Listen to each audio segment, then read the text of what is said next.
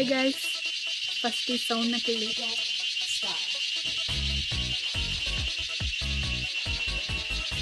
So ನಾವಿವತ್ತು ಹಳ್ಳಿ ಮನೆಗೆ ಬಂದಿದ್ವಿ. ಹಳ್ಳಿ ಮನೆಗೆ ಬಂದ ಮೇಲೆ ಅಲ್ಪ ಸ್ವಲ್ಪ ಕೆಲಸಗಳಿರ್ತದೆ, ಆ ಕೆಲಸಗಳೆಲ್ಲ ನಡೀತಾ ಇದೆ. ಸೊ ನಂದು ಮುಗಿದ್ಮೇಲೆ ನನಗನ್ನಿಸ್ತು ಯಾಕೊಂದು ಸಣ್ಣ ವೀಡಿಯೋ ಮಾಡಬಾರ್ದು ಅಂತ ಹೇಳಿ.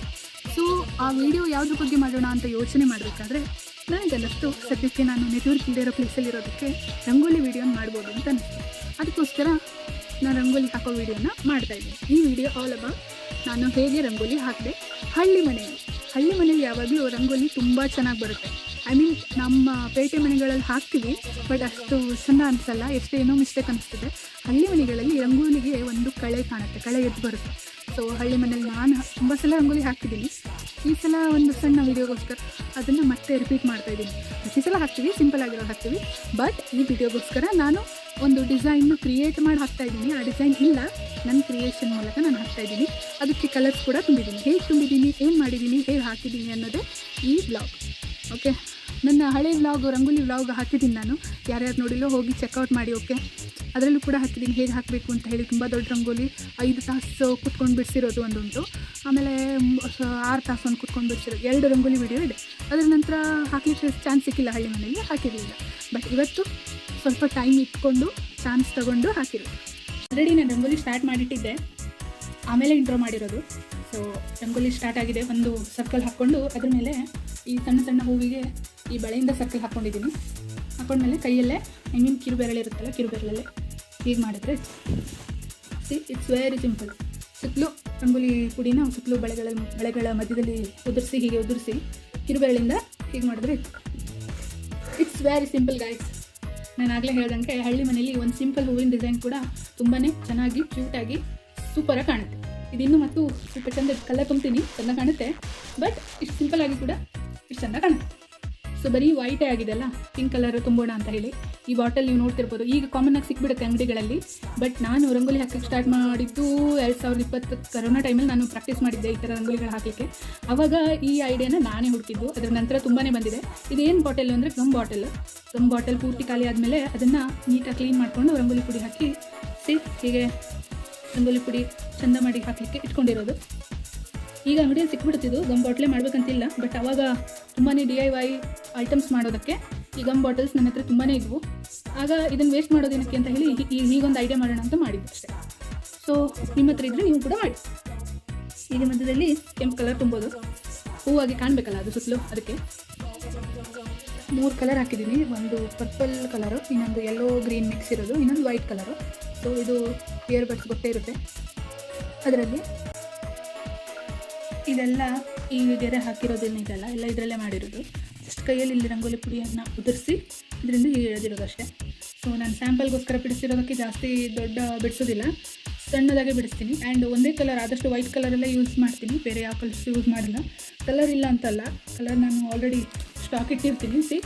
ಕಲರ್ ತುಂಬಾ ಇದೆ, ಬಟ್ ನಾನು ಜಾಸ್ತಿ ಯೂಸ್ ಮಾಡಲ್ಲ ಇವಾಗ ಸದ್ಯಕ್ಕೆ. ಯಾಕಂದರೆ ಅದನ್ನು ಚೆಂದ ಮಾಡಿ ನೀಟಾಗಿ ಗಾಳಿಸ್ಕೊಂಡು ಅದಕ್ಕೆ ಸ್ವಲ್ಪ ವೈಟ್ ಪುಡಿ ಮಿಕ್ಸ್ ಮಾಡಿ ಅದಕ್ಕೆಲ್ಲ ಸ್ವಲ್ಪ ಪ್ರೊಸೆಸ್ ಇರ್ತದೆ. ಬಟ್ ಆ ಪ್ರೊಸೆಸ್ ಮಾಡೋಕ್ಕೆ ನನಗೆ ಟೈಮ್ ಇಲ್ಲ. ಸೊ ಸಣ್ಣದಾಗಿ ಈ ವಿಡಿಯೋ ಇರಲಿ ಅಂತ ಹೇಳಿ ನಾನು ವೈಟ್ ಕಲರಲ್ಲೇ ಮುಗಿಸ್ಲಿಕ್ಕೆ ಟ್ರೈ ಮಾಡ್ತೀನಿ. ಓಕೆ, ನೋಡ್ತಾ ಇರಿ. ಮತ್ತು ನೆಕ್ಸ್ಟ್ ಈ ಡಿಸೈನ್ ಚೆಂದ ಕಾಣ್ತಾ ಇದೆ ಈಗ. ಸೊ ಸುತ್ತಲೂ ಹಾಕಿದ ಕೂಡಲೇ ಚೆಂದ ಆಗ್ತದೆ. ಅದು ಟ್ರೈ ಮಾಡ್ಬೋದು ಮನೇಲಿ ಸಿಂಪಲ್ಲಾಗಿ ಅಂತ ಹೇಳಿ. ಸಿಂಪಲ್ ಡಿಸೈನ್ ಇದೆ ಆ್ಯಕ್ಚುಲಿ, ಕಾಂಪ್ಲಿಕೇಟೆಡ್ ಅಲ್ಲ. ಕಾಂಪ್ಲಿಕೇಟೆಡ್ ಡಿಸೈನ್ಸ್ ತುಂಬಾ ಇದ್ದಾವೆ. ಆ್ಯಂಡ್ ಮೋಸ್ಟ್ ಇಂಪಾರ್ಟೆಂಟ್ಲಿ ನಾನು ಕ್ರಿಯೇಟ್ ಮಾಡಿರೋದು, ಅಂದರೆ ಈ ಥರ ಸಿಗಲ್ಲ, ನಾನು ಕ್ರಿಯೇಟ್ ಮಾಡಿರೋದು, ನನ್ನ ಕ್ರಿಯೇಷನ್ ಅಷ್ಟೇ. ಇದೇನಪ್ಪ ತುಂಬ ಸಿಂಪಲಾಗಿ ಹೇಳ್ಕೊಡ್ತೀನಿ ಅಂತ ಹೇಳಿ ಇದೇನು ಇಷ್ಟು ಮೆಸ್ಸಿಯಾಗಿ ಮಾಡ್ತಿದ್ದೀನಿ ಅಂತ ನಿಮ್ಗೆ ಅನಿಸ್ಬೋದು. ನಾನು ಒಬ್ಬಳೇ ವೀಡಿಯೋ ಮಾಡ್ತಿರೋದಕ್ಕೆ ವಿಡಿಯೋ ಮಾಡ್ತಾ ರಂಗೋಲಿ ಮಾಡ್ತಾಯಿದ್ದೀನಿ. ಅದಕ್ಕೋಸ್ಕರ ಸ್ವಲ್ಪ ಮೆಸ್ಸಿ ಅನಿಸುತ್ತೆ, ಬಟ್ ಚೆಂದ ಆಗುತ್ತೆ ಅದು. ಸೊ ಹೀಗೆ ಕೈಯಲ್ಲೇ ಜಸ್ಟ್ ಸ್ಪ್ರೆಡ್ ಮಾಡಿಕೊಂಡ್ರೆ ಸಾಕು. ಸೊ ಇಲ್ಲೊಂದು ಗ್ಯಾಪ್ ಇದೆ, ಈಗ ಸ್ಪ್ರೆಡ್ ಮಾಡಿ ರಂಗೋಲಿ ಪುಡಿನ ಅಲ್ಲಿ ಅದು ಆಮೇಲೆ ಮಾಡ್ತೀನಿ. ಇಲ್ಲಿ ಮಾಡಿ ಇಟ್ಟಿರೋದನ್ನು ತೋರಿಸ್ತೀನಿ. ಸೊ ಸೇಮ್ ಒಂದೇ ಕಡ್ಡಿಯಿಂದ ಮಾಡ್ತಾಯಿದ್ದೀನಿ. ಈ ಸುತ್ತ ನೋಡ್ಕೋಬೇಕು, 4 ಸುತ್ತು ಬರಬೇಕು. ಸುತ್ತಲೂ 4 ಸುತ್ತು ಬರ್ತದೆ. ಇಲ್ಲೆಲ್ಲ 4 ಸುತ್ತು ಬಂದಿದೆ.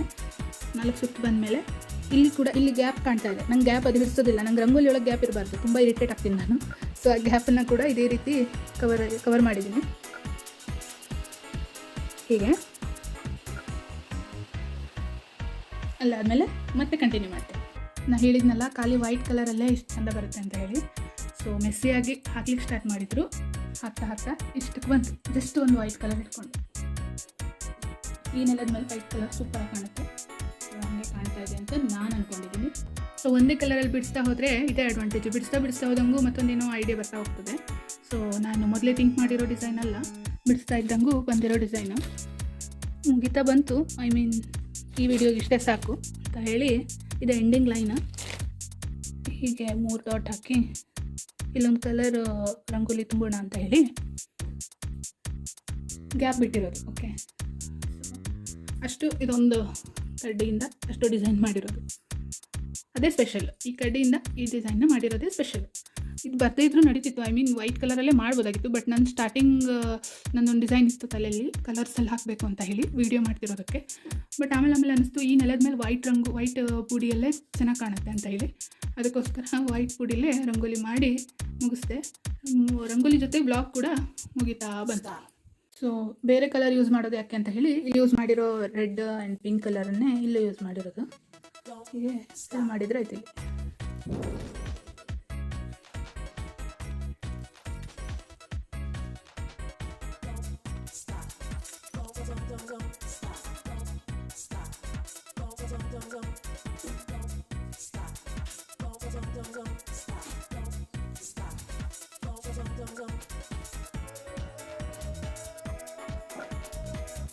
ಸೊ ಜಸ್ಟ್ ಕಂಪ್ಲೀಟ್ ಮಾಡಿದೆ.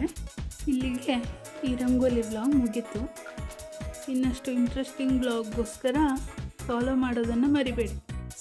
ತಪ್ಪದೆ ಫಾಲೋ ಮಾಡಿ, ಈ ರಂಗೋಲಿ ವಿಡಿಯೋನ ಸಬ್ಸ್ಕ್ರೈಬ್ ಮಾಡಿ. ಓಕೆ, ಸೊ ಈ ರಂಗೋಲಿ ವಿಡಿಯೋನ ಲೈಕ್ ಮಾಡೋದು ಮಾತ್ರ ಮರಿಬೇಡಿ. Bye guys. ಫೈನಲ್ ಆಗಿ ರಂಗೋಲಿ ಹೀಗೆ ಕಾಣುತ್ತೆ. ಈ ವಿಡಿಯೋದಲ್ಲಿ ಕಾಲು ಕಾಣ್ತಾ ಉಂಟು, ಯಾರದ್ದೋ ಅಲ್ಲ, ಅಮ್ಮ ಕೂತಿದ್ದಾರೆ ಇಲ್ಲಿ. ಸೊ ಇಷ್ಟ ಆಗಿತ್ತು ಇವತ್ತಿನ ಈ ವ್ಲಾಗ್. ಸ್ನಾನ ಮುಗಿಸಿ ಅತ್ತಿಗೆ ಮನೆಗೆ ಬಂದೆ.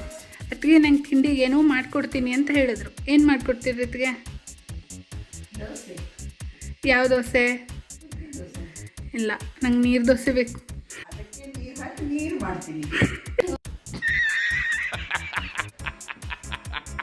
ರಂಗೋಲಿ ಶೂಟ್ ಮಾಡಿ ಆಮೇಲೆ ಅತ್ತಿಗೆ ಮನೆಗೆ ಬಂದೆ. ಅತ್ತಿಗೆ ಮನೆಗೆ ಬಂದು ಶುಂಠಿ ಟೀ ಕುಡಿದು ಆಮೇಲೆ ನಿಪ್ಪಟ್ಟು ಮತ್ತು ಹಲಸಿನ ಹಣ್ಣಿನ ಚಿಪ್ಸ್ ತಿಂದು ಅವ್ರ ಮನೆ ಹತ್ರ ಇರೋ ಹೂವನ್ನ ಬಳ್ಳಿ ವಿಡಿಯೋ.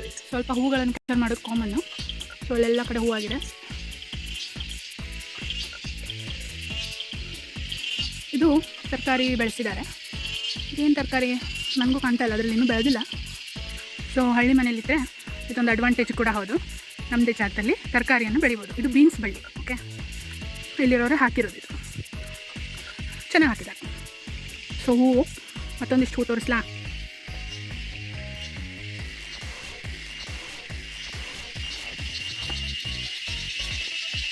ಹೂವು ಜೊತೆಗೆ ಈ ಹಣ್ಣು ಕಾಯಿ, ಇದು ಯಾವ ಕಾಯಿ ಅಂತ ನಿಮ್ಗೆ ಏನಾದರೂ ಗೊತ್ತಿದೆ ಕಮೆಂಟ್ ಮಾಡಿ ನೋಡೋಣ. ಓಕೆ, ಗೊತ್ತಿದ್ದವರಷ್ಟೇ ಮಾಡಿ. ತುಂಬ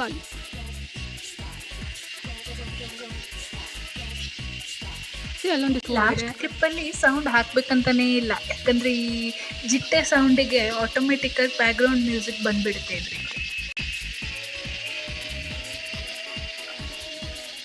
ಇವ್ನು ಕಚ್ತಾನೆ ಅಂತ ಹೇಳಿ ಅವ್ನ ಬಾಯಿಗೆ ಹೀಗೆ ಹಾಕಿಟ್ಟಿದ್ದಾರೆ. ಊಟಕ್ಕೆ ಏನಾದ್ರು ಕೊಟ್ಟರೆ ಮಾತ್ರ ಅದನ್ನು ಓಪನ್ ಮಾಡ್ತಾರೆ. ಅಲ್ಲಿ ತನಕ ಓಪನ್ ಮಾಡ್ತಾರೆ. ನಿತ್ಯ ಪುಷ್ಪದ ಹೂಗಳು ಸ್ವಲ್ಪ ಜಾಸ್ತಿ ರೀತಿಯಲ್ಲಿ ನೋಡ್ಲಿಕ್ಕೆ ಸಿಗ್ತದೆ ನಿಮಗೆ. ಬೇರೆ ರೀತಿ ಹೂಗಳು ಬೆಳೀತಾರೆ ಇಲ್ಲಿ, ಬಟ್ ನಿತ್ಯ ಪುಷ್ಪ ಕಾಮನ್ ಹೂ. ಮನೆ ಹೀಗೆ ಹೋಗ್ತಾರೆ. ಇಲ್ಲಿ ದಾರಿ ಇದೆ ನಮ್ಮ ಮನೆ ಹೋಗ್ಲಿಕ್ಕೆ. ಇದು ಒಗ್ಗರಣೆ ಎಲೆ ಗಿಡ. ಇಲ್ಲಿಗೆ ಇವತ್ತಿನ ಈ ವ್ಲಾಗನ್ನು ಮುಗಿಸ್ತಾ ಇದ್ದೀನಿ. ಅತ್ತಿಗೆಗೆ ಮತ್ತು ರಗಣ್ಣಂಗೆ ಬಾಯಿ ಹೇಳಿ ನಾನು ನಮ್ಮ ಮನೆ ಕಡೆ ಹೊರಟೆ. ಲಾಸ್ಟಿಗೆ ಅತ್ತಿಗೆ ಏನೋ ಹೇಳಿದ್ದಾರೆ ಕೇಳಿ. ಚಾನಲ್ನ ಸಬ್ಸ್ಕ್ರೈಬ್ ಮಾಡಿ. Thank you for watching. ಎಷ್ಟಾಗಿತ್ತು ಇವತ್ತಿನ ದಿನದ ಸಣ್ಣ ಒಂದು ಬ್ಲಾಗ್. ಸೊ ನಮ್ಮ ಮನೆಯೊಳಗೆ ನಿನ್ನೆ ಒಂದು ಪಾತ್ರಗಿತ್ತಿ ಬಂದಿತ್ತು. ಆ ಪಾತ್ರಗಿತ್ತಿಯನ್ನು ಇವತ್ತು ನಾವು ಹಳ್ಳಿಗೆ ಹೋಗಿ ಬಂದ ಮೇಲೆ ಅದನ್ನು ಹೊರಗೆ ಬಿಟ್ವಿ. ಅಲ್ಲಿ ತನಕ ಮನೆಯೊಳಗೆ ಅಲ್ಲಿ ಇಲ್ಲಿ ಅಡ್ಕೊಳ್ತಾ ಇತ್ತು ಅದು. ಅದನ್ನು ನಾವು ತುಂಬ ಚಂದ ಮಾಡಿ ಬಿಟ್ವಿ. ಐ ಮೀನ್ ನಮ್ಗಳ ಕೈ ಮೇಲೆ ಕೂರಲಿಲ್ಲ ಅದು, ಮತ್ತೊಬ್ಬರ ಕೈ ಮೇಲೆ ಕೂತ್ಕೊಳ್ತು. ಅವರು ಚಂದ ಮಾಡಿ ಅದನ್ನು ಗಿಡದ ಮೇಲೆ ಬಿಟ್ಟರು. ಅದು ಗಿಡದ ಮೇಲೂ ಕೂರಲಿಲ್ಲ, ಬಟ್ ಕೈ ಮೇಲೆ ತುಂಬ ಚೆನ್ನಾಗಿ ಕೂರ್ತು. ಅದೇ ವಿಡಿಯೋ ನೆಕ್ಸ್ಟ್ ಬರುತ್ತೆ. ಓಕೆ, ಸೊ ಅಮ್ಮ ಮತ್ತು ಅತ್ತಿಗೆ ಹೇಳಿದ ಕೇಳಿಸ್ತಲ್ಲ, ಅವರಿಬ್ಬರು ಹೇಳಿದ್ದಾರೆ ಅಂದಮೇಲೆ ಈ ವಿಡಿಯೋನ ಲೈಕ್ ಮಾಡಿ, ಸಬ್ಸ್ಕ್ರೈಬ್ ಮಾಡಿ, ಶೇರ್ ಮಾಡಬೇಕಂತಿಲ್ಲ, ಲೈಕ್ ಆ್ಯಂಡ್ ಸಬ್ಸ್ಕ್ರೈಬ್ ಮಾಡಿದರೆ ಸಾಕು. ಮತ್ತಷ್ಟು ಇಂಟ್ರೆಸ್ಟಿಂಗ್ ವೀಡಿಯೋಸ್ಗೋಸ್ಕರ ವೇಟ್ ಮಾಡ್ತಾಯಿದ್ದೆ. ಓಕೆ, ಬಾಯ್ ಬಾಯ್ ಗೈಸ್, ಟೇಕ್ ಕೇರ್.